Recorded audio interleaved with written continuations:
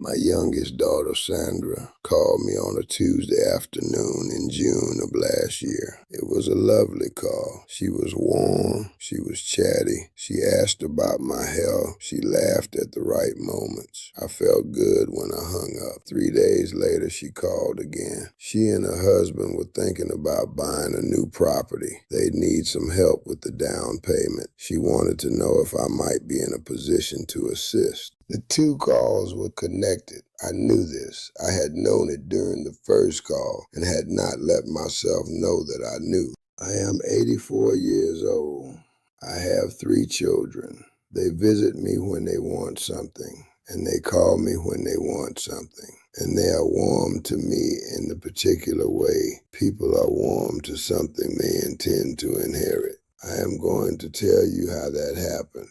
And the hardest part of what I'm going to say is this. I built it, not them, me. I built the relationship I have with my children, and I am the only person who could have built a different one. And I didn't. And now I am 84, and the thing I built is the only thing left. I grew up without money. I want to say that first because it explains almost everything. And because the explanations we carry from childhood are the ones we least examine. My father was a factory worker, good man, steady man, drank a little too much on the weekends, but nothing that derailed anything. My mother cleaned houses. We were not poor in the way that leaves marks you can see from outside, but we were poor in the way you know from inside, the way you learn early that certain things are not available to you. The way money is always the answer to questions that should have different answers. The way scarcity gets into your thinking and stays there. I decided at some point, I was probably 15 or 16, though I don't remember the specific moment, that I was going to make enough money that I would never have to think about it the way my parents thought about it.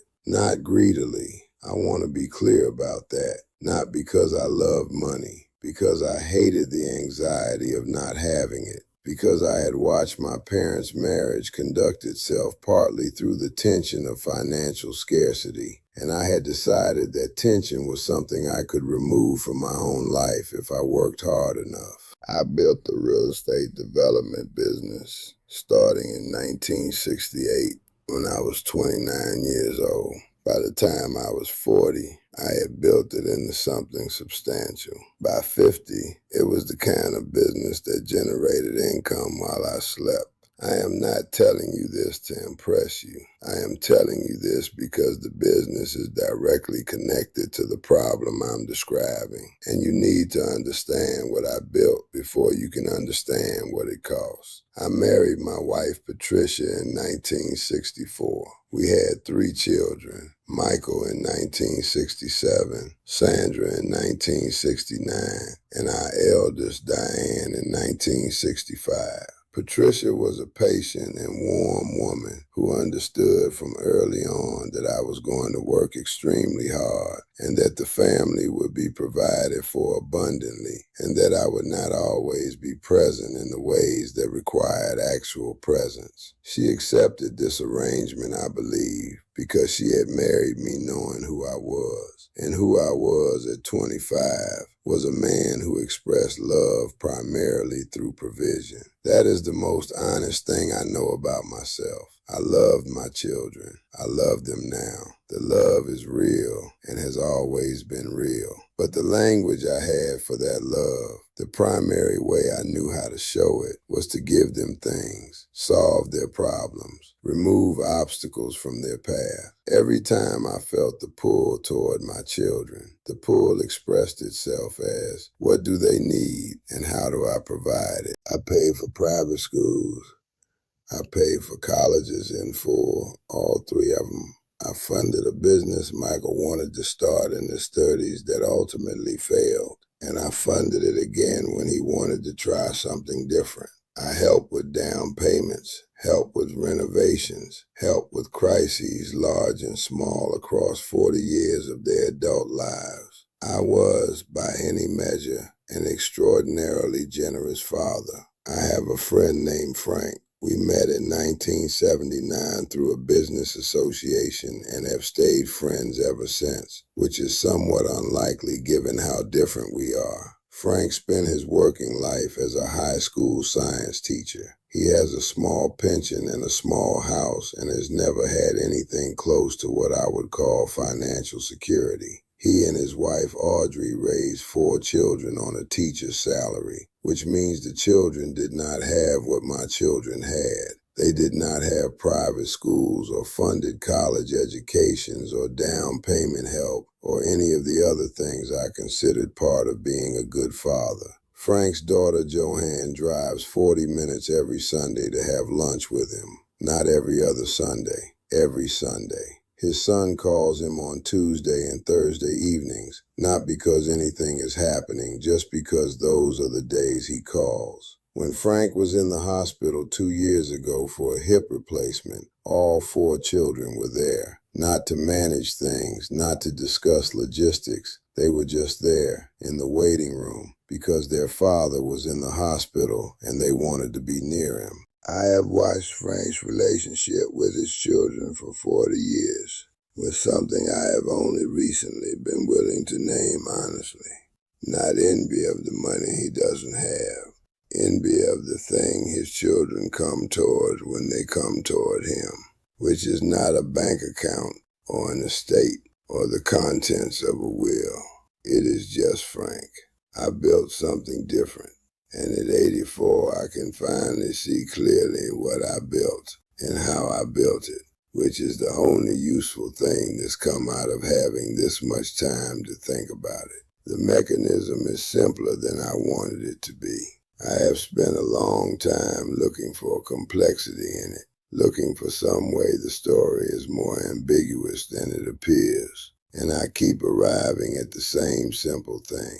I taught my children that money was the language of my love, and they learned the language. And now that is the only language we have. Let me show you how the teaching worked, because it wasn't a single event. It was a pattern, repeated across decades, consistent enough that my children absorbed it the way children absorb everything fundamental. Not consciously, not all at once, but deeply enough that it became the architecture of how we understood each other. In 1985, Michael was finishing his first year of college and was not doing well, academically, emotionally, in all the ways a young man cannot do well when he's not where he's supposed to be. He came home for the summer, and what he needed, what was actually required of that summer, was a real conversation between a father and a son about what was happening and who Michael was and what he actually wanted. That was the thing the situation called for. I paid for a semester abroad instead. Michael went to Florence. He came back more confident. The year resolved itself. He finished college and went on to have a functional adult life. I considered it a success. But here's what I actually did in 1985. When my son needed me to sit with him in the difficulty and say, "Talk to me. Tell me what's happening. I want to know who you are inside all of this."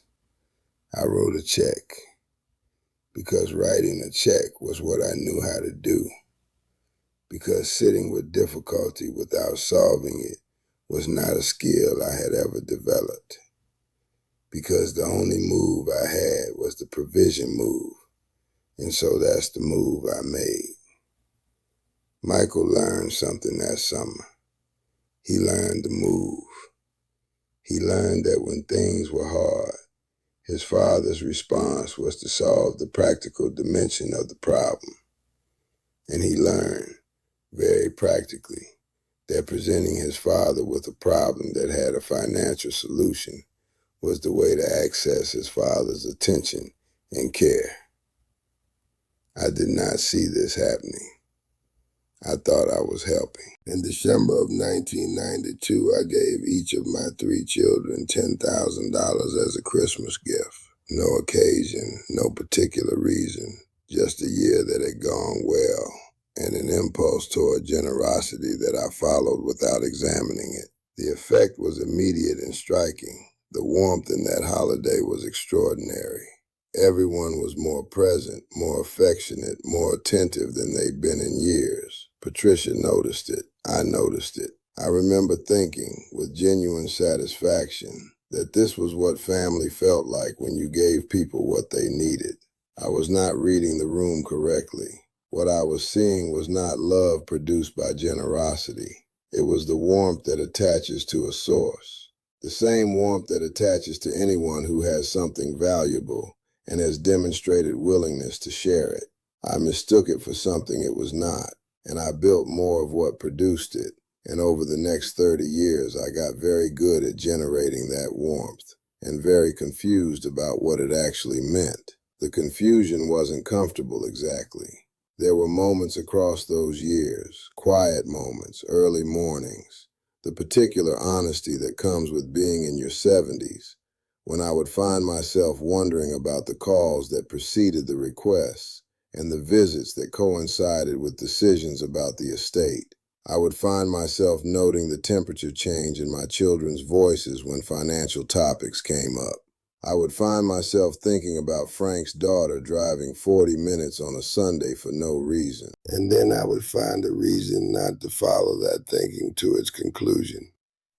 Because following it to its conclusion meant arriving somewhere I was not ready to arrive. Last September, my son Michael came to spend a Sunday afternoon. He was good company. He always is. Michael has genuine warmth in him. I don't want to take that away from him. We had a good lunch. We talked about his work, about his children, about the neighborhood, about a trip he and his wife were planning. It was the kind of afternoon that, if you described it, would sound like a close relationship between a father and a son. At the door, putting on his coat, Michael said, in the particular casual tone that I have come to understand means the real reason for the visit is about to surface. Dad, I've been meaning to ask you, are you still planning to keep the lake house, or is that something you're thinking about? I don't need to know now. I just wondered if you'd given it any thought. I looked at my son in the doorway. I looked at him for a moment, and I said, let's talk about it next time. And he said, of course, no rush. And he left. I stood at the window and watched his car back out of the driveway and pulled down the street. And I thought about the lunch we just had, and I tried to find the moments in it where Michael had been interested in me, not the lake house, not the estate, not any of the arrangements that will eventually have to be made, but in me, in what I was thinking, in what I was feeling, and who his father was at 84. I found a few, maybe 2 or 3 moments, in 4 hours, brief, passing, overtaken quickly by other things. That's an honest accounting, and I'm trying to be honest. Frank doesn't have a lake house. Frank doesn't have much of anything to leave anyone. And Joanne drives 40 minutes on Sunday just to have lunch with her father. I built something. I built it over 50 years with intention and effort and real love. And what I built was a relationship in which my children and I speak fluently in a language that has exactly one word in it, and the word is money. And every visit and call and warm afternoon eventually comes back to that word in one form or another. That is the relationship I built. And I built it alone. They only learned the language I was already speaking. Here is what I know now that I did not understand when I was 45 and generous and proud of what I was building for my family. You cannot build a relationship on provision and then be surprised when the relationship is about provision. If the way you show love is by giving people things, The people you love will learn to come to you for things. They will love you, possibly, genuinely, in whatever way they are capable of. But the shape of the love will be organized around what you trained them to expect. That is not their failure. That is the architecture you laid. I gave my children a father who was abundant and generous and almost entirely unavailable in the way that actually builds a relationship. I did not sit with them in difficulty without solving it. I did not ask them who they were becoming with real curiosity and then wait to hear. I did not show them my own uncertainty, my own fear, my own confusion about what I was doing and whether it was right. I showed them competence and provision and a very high standard of material care. They cannot ask me about my inner life now because I never showed them I had one. They cannot be curious about who I am as a person because the person was never presented for inspection. What was presented across 50 years was a function, a very good function, a well-resourced and generous function, but a function. And now the function is winding down and everyone is paying attention to the wind down. I think about Frank's children and I try to understand what Frank gave them that I didn't give mine. And the answer I keep arriving at is that Frank gave them himself, just himself, without the buffer of material provision, without the ability to solve problems financially, without the option of writing a check instead of having the conversation. Frank had to show up as a person because that was all he had to show up as. And so his children learned to come toward the person because that was what was there. I know there are people listening to this who recognize something in what I'm describing, not from the parent's side, but from the child's, who know what it is to have a father or mother whose love always arrived with a transaction attached, whose warmth was related to what you needed from them, who left you with the uneasy sense that you were loved for what you did with the love, rather than for who you were underneath it. And I know there are parents listening who are in the middle of building what I built, who are giving abundantly, solving problems, making things easier, being generous in the way I was generous, and who have not yet asked whether what they're building is a relationship or a dependency, whether the warmth they receive from their children is about who they are or about what they have. You can still change this. That's what I want to tell you most urgently, not the money. The money is what it is, and I'm not asking you to stop being generous, but the conversation, the question that doesn't involve solving anything, the moment where you put down the function and show your child the person, your uncertainty, your actual life, who you are when you're not providing anything, and see if they know how to come toward that. I tried this last November. I called Sandra, not to respond to the property question, not to discuss anything she needed, and I told her I had been thinking about my father and what I understood about him too late. I told her some of what I've told you here. There was a silence on the line, not hostile, just she didn't know this voice. She had never heard this particular version of me. Then she said, "Dad, I didn't know you thought about Grandpa." And I said, "There's a lot you don't know about me, Sandra. I think that might be my fault." And we talked for an hour in a way we had never talked in her 54 years. It was one conversation. I don't know what it starts. I'm 84. I don't have a lot of time to find out. But it was the first time in as long as I can remember that one of my children called me back 2 days later for no reason, just to continue. Tell me in the comments, do the people in your life come towards you or toward what you can give them? Because for most of my life, I thought those were the same thing. At 84, I know they are not. And the difference is everything I wish I had understood sooner.